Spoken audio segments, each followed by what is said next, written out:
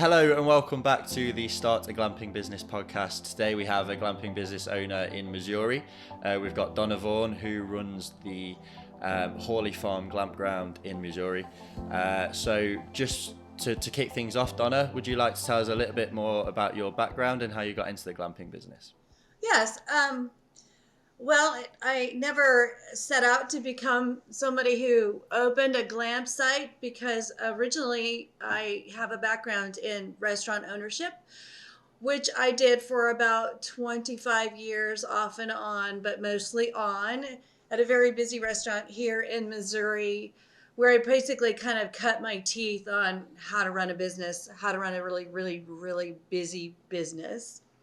But when it came time to segue out of that, because it was just exhausting, as everybody knows, restaurant ownership is just like, you got to be in the game and it's 24/7 and never stops. And I, was getting towards retirement age, and I'm not the kind of person who's going to retire well. I'm going to have to find something to do. So when I sold my business, I hightailed it up to my 210 acres that I have in northern Missouri and sat down for a little while and just kind of listened to myself and calmly contemplated my next steps.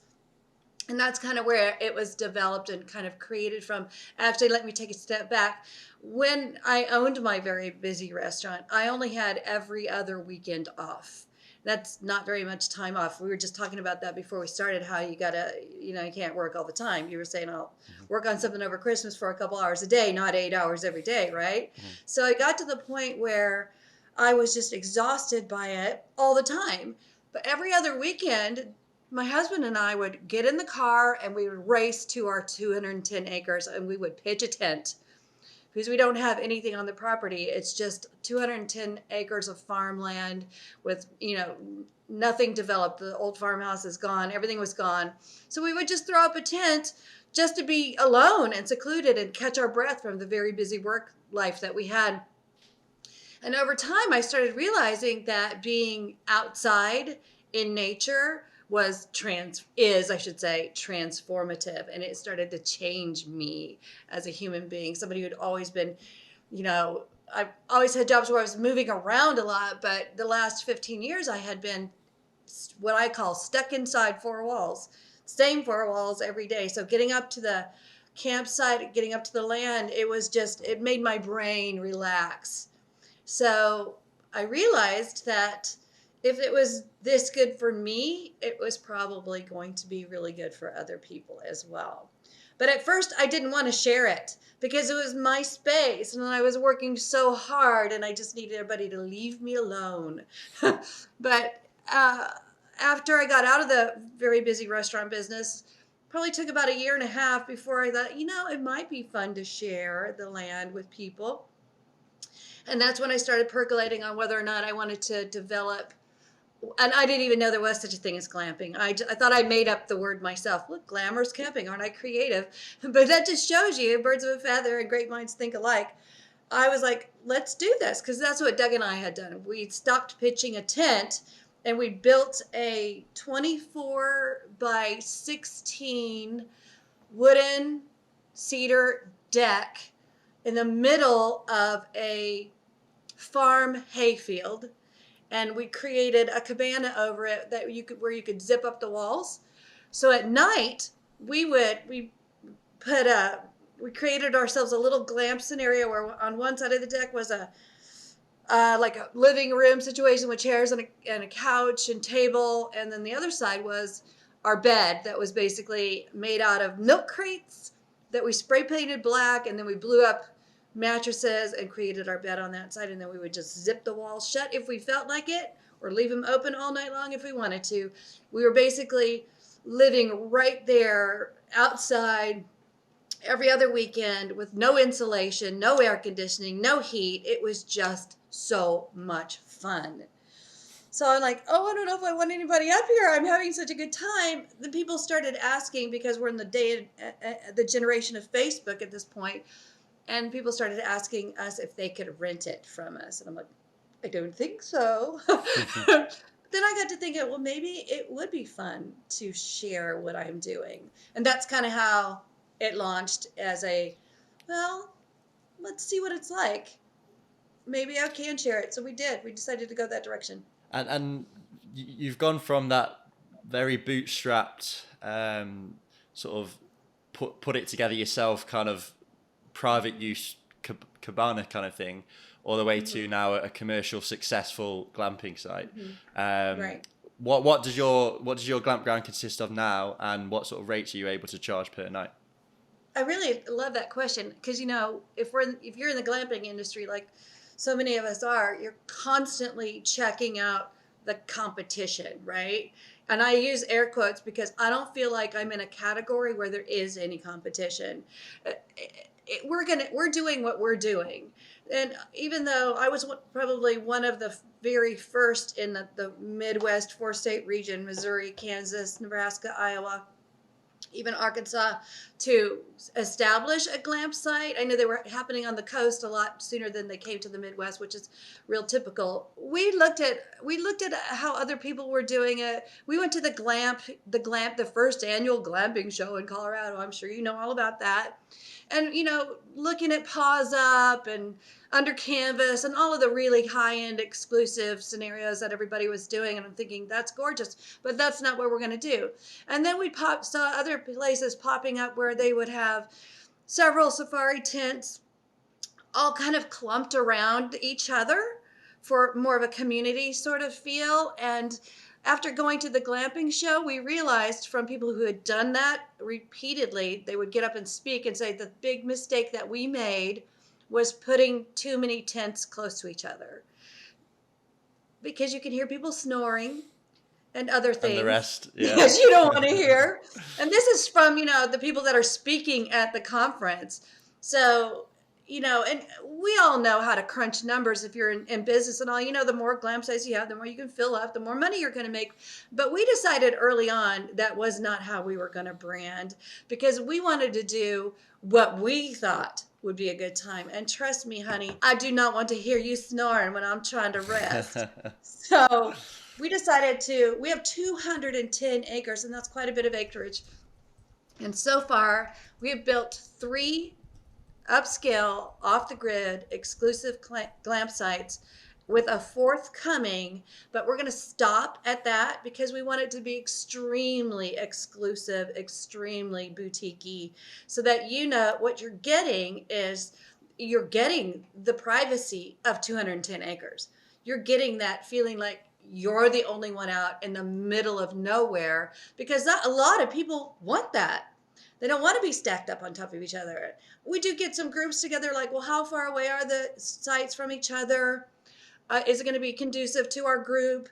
And the answer is yes, of course. We haven't put them so far apart from each other that you have to get in a car and drive to each other. You don't. They're all interconnected by working trails, and they're all maybe a 60-second walk from each other, but you can't visually see one, and you can sometimes hear laughter coming from another one, but they're moved apart from each other enough that you can get that feeling of being all by yourself out in the middle of nowhere. That's what I was shooting for. Yeah, what you said there was interesting about how you didn't want to cluster all your units together, because as you say, if you crunch the numbers, then yeah, your revenue potential is higher when you're right. when you fit as many units on as possible. But I think if people take that approach, they are forgetting 3 things really. The first is occupancy rate. Your site is less attractive, and you're going to bring less people in and fill the units less if you have loads clustered together. The second is nightly rate. Again, you lose an element of attraction, and you're less exclusive, and you're able to charge less. And crucially, and I think this is the most important one of all, is people forget that this is a really, really new industry. At the minute, supply is way exceeding demand, but in 10 years, 15 years, that's not going to be the case, because people are rapidly latching on to how much money can be made from glamping. That's why businesses like mine exist, because we help people through the process, because people are wanting to go through that process. However, in 10, 15 years, You don't want to just be the average cookie cutter site with, Right. and it can work in some areas, and I'm not saying it won't. And there certainly will be people who are successful by clustering units together. But your approach, I think, is worth mentioning, because yours will still be a unique stay in 10 It years, will. 15 years, and you'll as well as having that loyal customer base, you'll still be drawing new people in because of what you're offering. Exactly. We have had, the minute we decided to open and do this kind of exclusive lay of the land thing, we're constantly booked. And I know we don't have that many sites, but we're able to charge a higher price because of the exclusivity of it. It's very difficult to get in. You have to really plan ahead. Look, we have a high rate of return because we spend so much time at the happy hour deck when We're people going to get into arrive, that. visiting with people and connecting with them. And then we light their fires for them and their tikis for them at their site every single night, which also gives us the opportunity to do a quick check-in with them, make sure that they have everything they need. But because we've already spent anywhere from 45 minutes to sometimes it can turn into 2 or 3 hours, depending on what the people want to do at the happy hour deck, we've established a rapport with them that's solid. And I'm not even exaggerating, probably 90% of the time when we go to light their fires, people have set out a spread. They've got cracked open the wine bottles. They've got 4 glasses out, and they're like, will you please join us?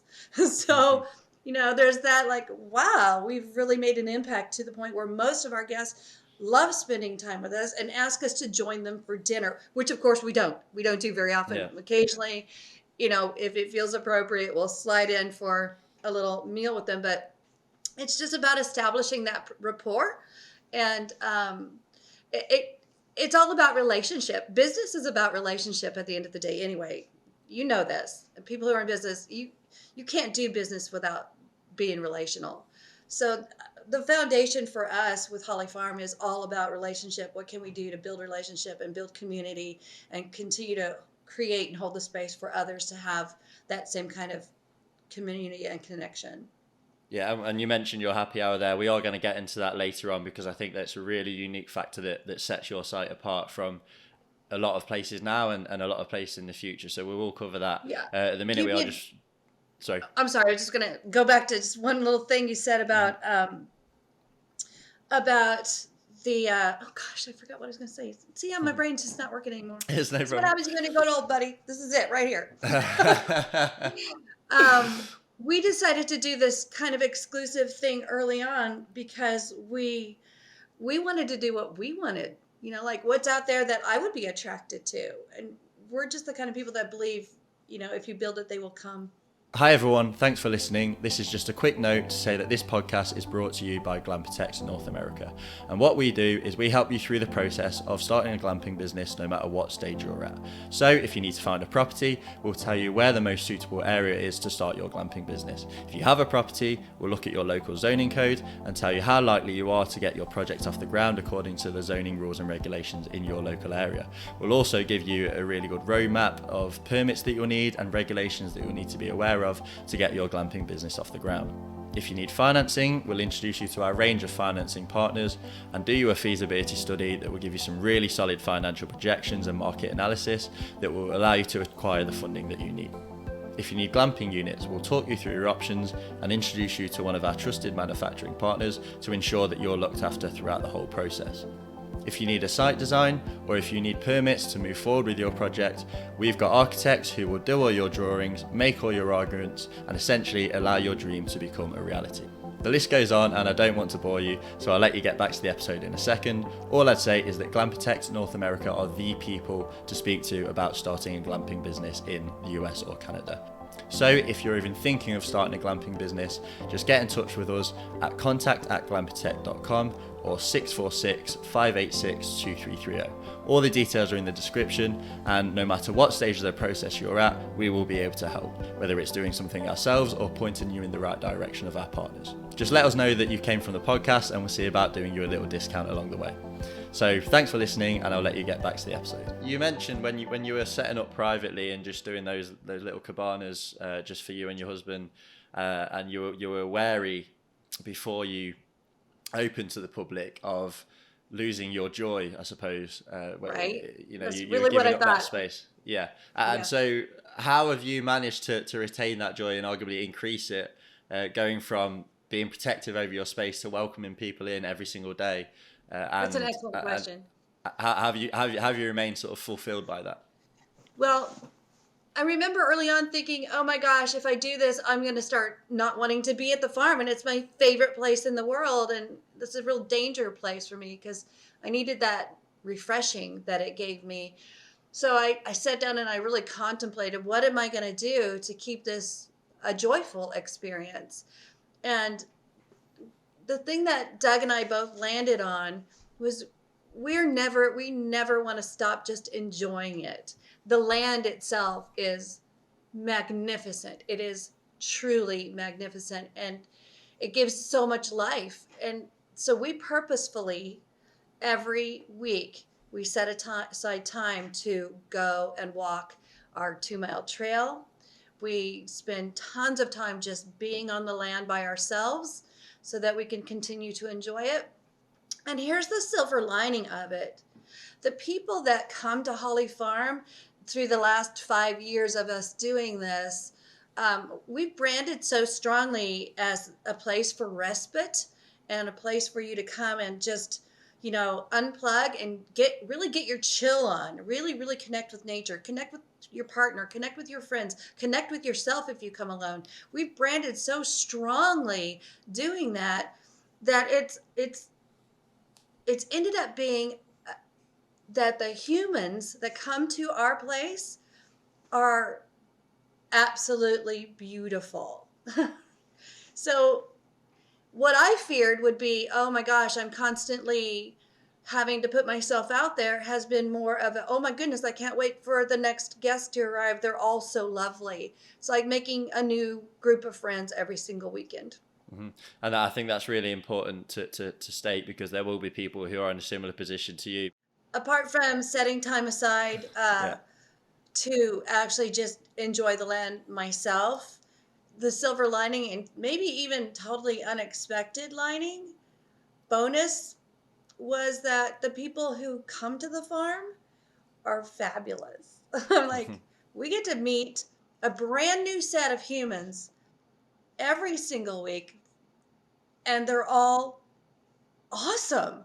We leave every weekend, we shut the place down and go, unbelievable. It's unbelievable to us the amount of awesome, lovely, amazing human beings sit with us on the happy hour deck and enjoy our land with us.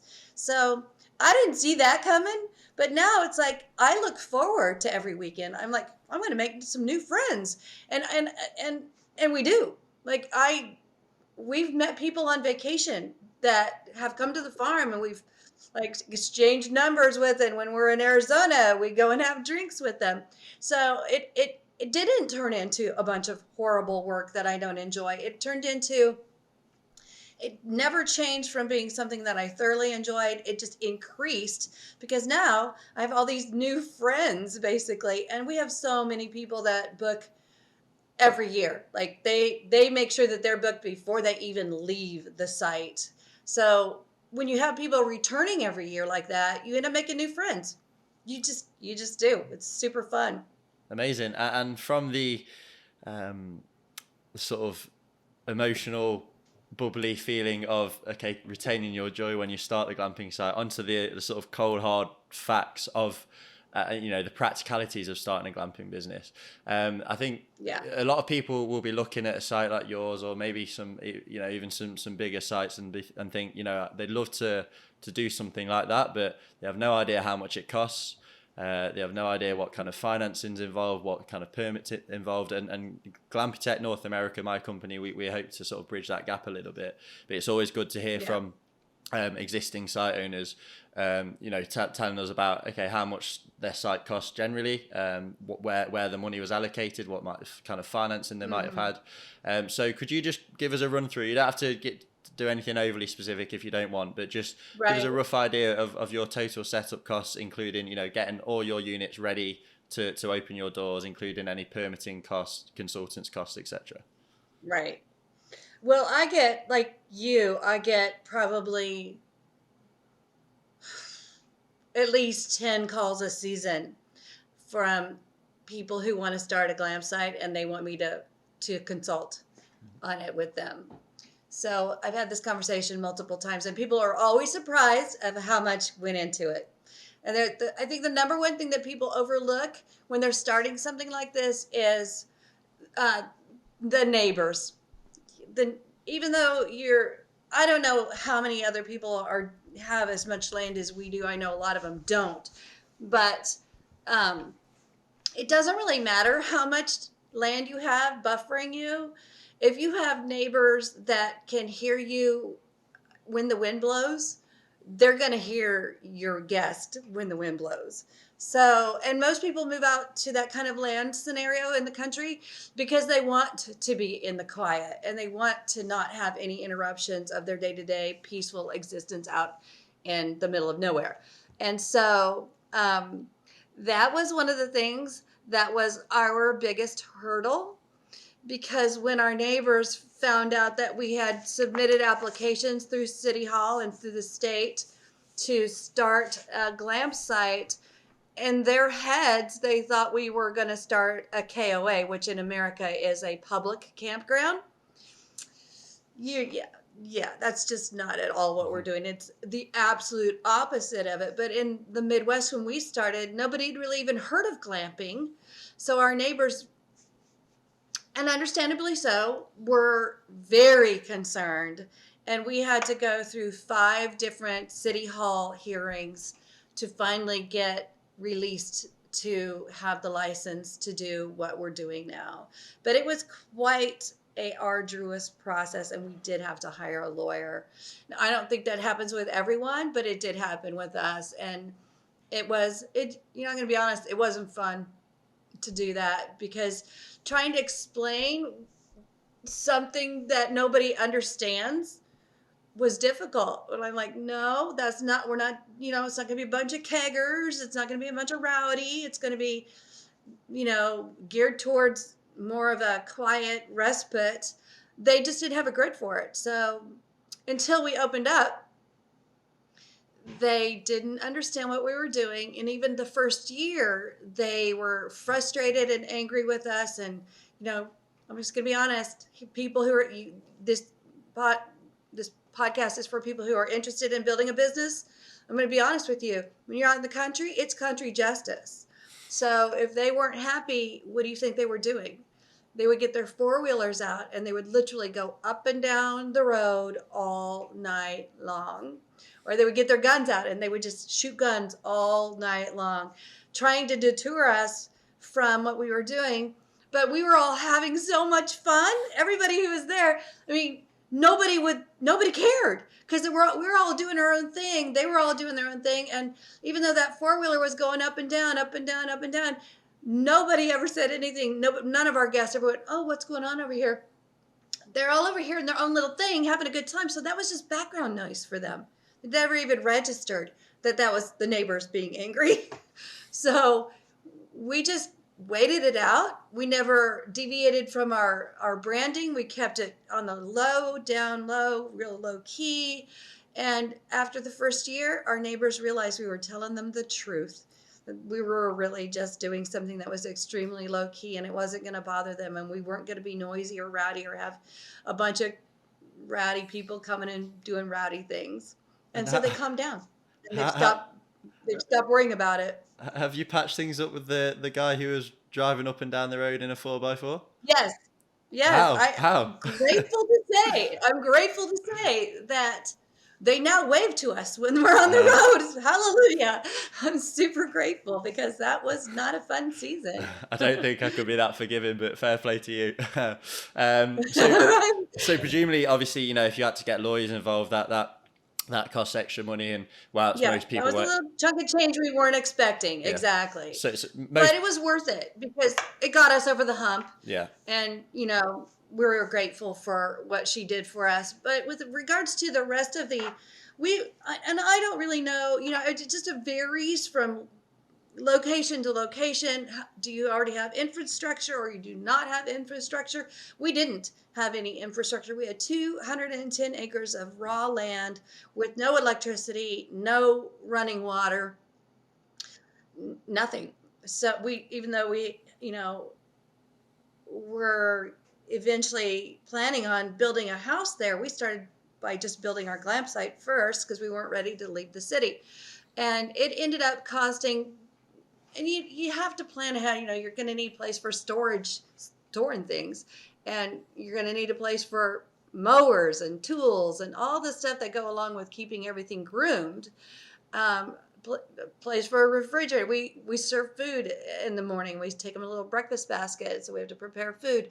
So we started with building 2 smallish outbuildings just for storage, and we, in a real quirky way, we went and bought a vintage trailer and gutted it, and then created that for our space to live in while we were hosting.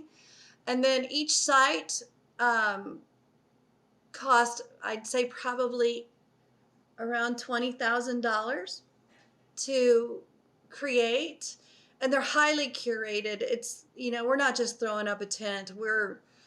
We take each site and we look at the lay of the land, and we curate the site around what the earth has given us.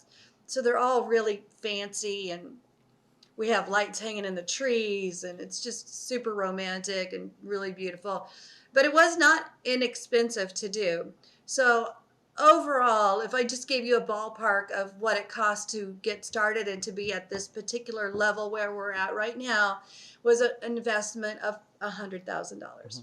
And that's that's not uncommon. You can actually go a lot higher than that as well, because if you had taken the decision to have each unit fully connected to electricity from a central source, drainage, water, etc., you're talking hundreds of thousands of dollars, because that can be the biggest cost, just sourcing the utilities to each unit. That can, the utilities are huge. That can get so what we did, it's huge. I mean, I did have an electrician talk to me. I talked to them about what would it take to get electricity to all of these sites that are way deep in Missouri farmland, and it was ridiculous. So we went ahead and made the choice to stay off the grid, but we do it in an upscale fashion. There's no electricity, but like so many of them, we have battery operated lamps. We have battery operated air conditioners for when it gets too hot. We have super powerful fans for when it's warm outside. And in the winter, we went ahead and installed 100-gallon tanks of natural gas at each site, so that we could have a gas fireplace in each unit to keep them warm. So that's how we, work around not being on the grid. And I think it works out great for us. Like I said, we're constantly booked. And how do you deal with toilets and showers and things like that? Yeah, that's a good question. So since there is no infrastructure for sewage or anything like that, we have decided to go about working through that scenario legally, because you've got to deal with your waste, and people need to think about this going in, because you're gonna have a lot of people coming in. You're gonna either have to build the infrastructure for a sewage system or a bathroom, which that's a lot of money, and but something you have to think about. So the way that we did it with Caldwell County was we brought in 2 I guess I don't know what they call them in the UK, but they're porta potties here, and we have them maintained by the professional company. So that's what the main sewage situation is. But at each site, we have a little porta potty and a shower that we've created that's a solar shower. So even though we have to haul water in to each site, which is just something we've chosen to do, they still can take a shower if they want to. Now, moving away from the actual setup of the site and how everything's organised, onto the actual operation of the site. Now, you spent years, as we were talking about earlier, running a successful restaurant business. Is there anything that you took from that experience into your life now as a glamping business owner? Yeah, this is the truth. Running a glamping site is so much easier than running a busy restaurant. Because when you're in a restaurant, you have like 55 vendors that you have to deal with every week. And I had 55 employees that you have to deal with every week. So what I took away from it was just the ability to create systems that worked. You, and I highly recommend anybody who's listening to this right now who wants to start a glamping business or any kind of business at all, get your systems in order from the very beginning before you even have one customer. Know your systems. And yes, it takes a couple of years to kind of figure out the balance of it. How much food do you buy so that you're not wasting anything? How much, we have probably 12 tikis at each site. Our biggest expense is tiki fuel, believe it or not.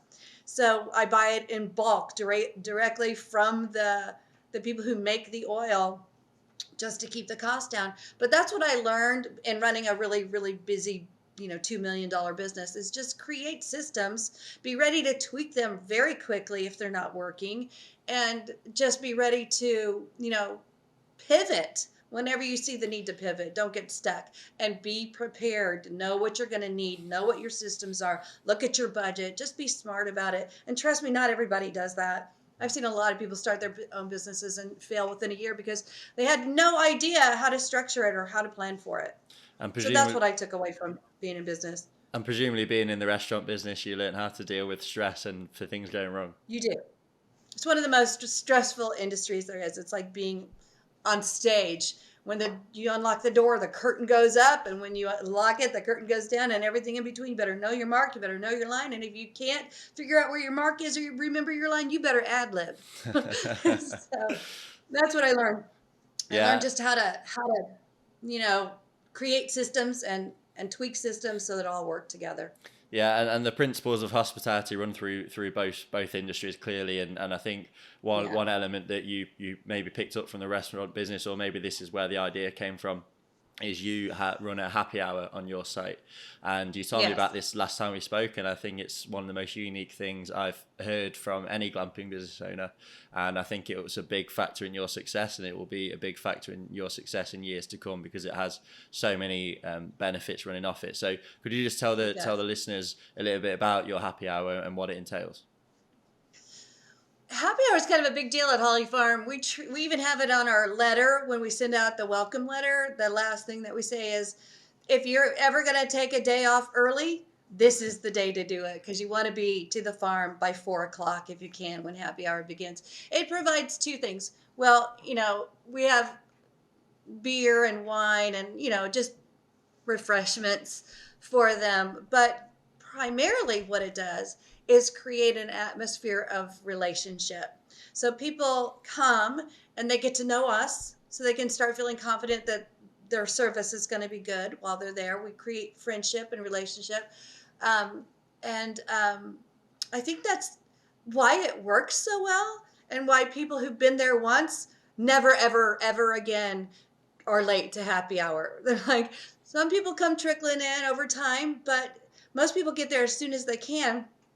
A, they want to start their vacation as soon as they can, and B, you don't want to miss happy hour. It gives them an opportunity to visit with us and get to know us. It gives us the opportunity to get to know who's going to be on our very exclusive private boutique resort land, and it gives them the opportunity to meet the other guests that are going to be on the property with them. And we're talking, at the most that are on the property at any given time is 6 to 8, maybe at the most 11 people. So it's very intimate, and it's fun to get to know the other people who are in the intimate space with you. It's like sharing a boutique hotel or an Airbnb, and there's only 3 or 4 rooms, and you're eating breakfast together, and all of a sudden you've got 6 new best friends, right?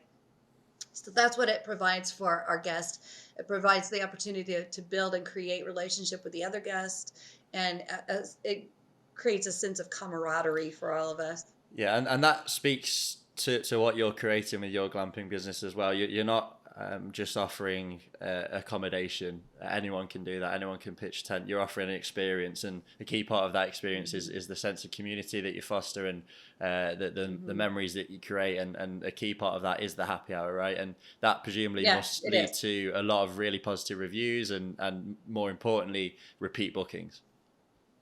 It does. In fact, you say that about my reviews. My reviews are super good. I'm not bragging, I'm just proud.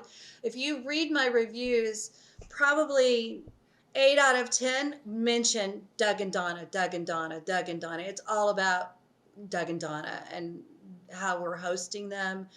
And so you can see that personal connection really, really does affect them. And it starts on the happy hour deck. You said there everyone mentions Doug and Donna, but presumably you take vacations at some point, right? And you have to, We do. you have, We're so busy that here I actually have. Well, when you set parameters for your own business, like you said, you're only going to work a couple hours a day on your book. You're not going to work 14 hours a day on your book. My parameter, my husband's and mine, after having worked in a really busy field for a long time, I realized early on you have to schedule your breaks. So we are really careful to go in every year at the beginning of the year when we're in our off season, and we schedule vacations and we just block those out so that we don't have any trouble leaving when we need a break. And after having done it for 5 years, we kind of know when those seasons are, like we need a break in July. We need, just certain time frames where you're like ready to take a little outing. So I highly recommend this to people, anybody who's starting their own business, anyone who's ever, I don't care if it's glamping or if it's massage therapy or if you're a doctor or you're a chiropractor, I don't care what you're doing. If you're in your own business, you need to get ahead of the game and schedule your retreats before the year starts if you can. Block off as much time as you feel like you're going to need, because if you're like most of us entrepreneurs, you can't say no to a customer. That is super hard to do. You want to be in customer service so you don't say no. But over time, I've learned to be very boundaried with my time off, and I don't feel guilty about it at all. If I'm going to go, I'm going to go. So we take the time from the end of October to the beginning of April, which is our off season, currently our off season, and we enjoy the heck out of that off time. But we also make sure that we schedule off time during the season. And one of the biggest things that I want to speak to all of you women or young parents out there, you can get really bogged down in running your own company, and then you lose the freedom that you think you're going to have in entrepreneurialism, and it's a dangerous and slippery slope. So one of the things that I do every year, because I want to put my family first, is I shut down bookings from November and December. No one can log on and book anything. You can call me and we can talk about what's going to happen when we open it up. But I take those 2 months to figure out what my children are going to need for the year too, not just what I'm going to need. So I make sure and block off enough time to take care of them and my grandchildren and myself. And then we open up for booking, already having blocked off those times. So that's some advice I hope people listen to and take. Yeah, and it sounds like you've got the balance right there, exactly. And you're probably making good money, but you're also having a great quality of life and get to spend time with your family. So that sounds amazing. I mean, right? Thank you, Nick. It's very important. Mm-hmm. You too. I'm talking to you. Yeah, maybe I should take that on board. Yeah. So right. I've asked you this question before. So we've alluded to the book a couple of times in this interview. Now, for those who aren't aware, I have been working on a book for a little while now, where I've interviewed people like Donna who are in the glamping business and have set their own sites up and are gone through the process, and we're hoping to publish a book early next year hopefully, I can't wait to see it. Which is a sort of collection of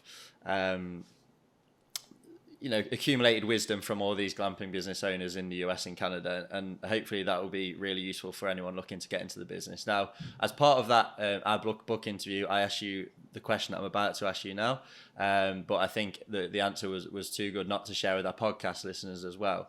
So if you had to give a TED talk on the one thing that a prospective glamping business owner should be aware of or should be doing when getting into this industry, what would it be? I always love that question. Such a good one.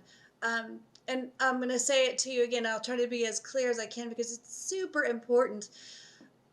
There's so many options out there with regards to how to create a glamp site and how to make it work and how to make a lot of money doing it. And then you look online and you see, the different scenarios that people are creating, and it would be easy to fall into a kind of fear mentality or a cookie cutter mentality of, well, this is how it's done. This is what people are doing. So I'm going to recreate what people are doing and see if it will work for me. And I would like to say to that, no, don't do it that way.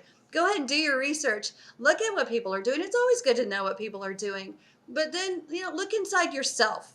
And I know this is a really overused phrase, but you do you. You do you, and it will work, because there are a certain amount of people and on the earth, in your sphere, in your scope of influence, that will be attracted to what you are doing, to what you are choosing to do.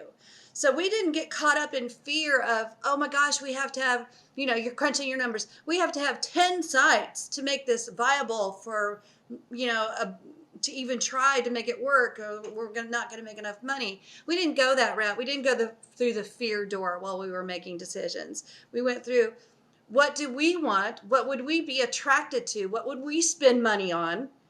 And we believed with all of our heart that the thing that we were attracted to, and I'll just list it: exclusivity, very few people on the property, quiet space for retreat, all the stuff that we would easily throw down money for.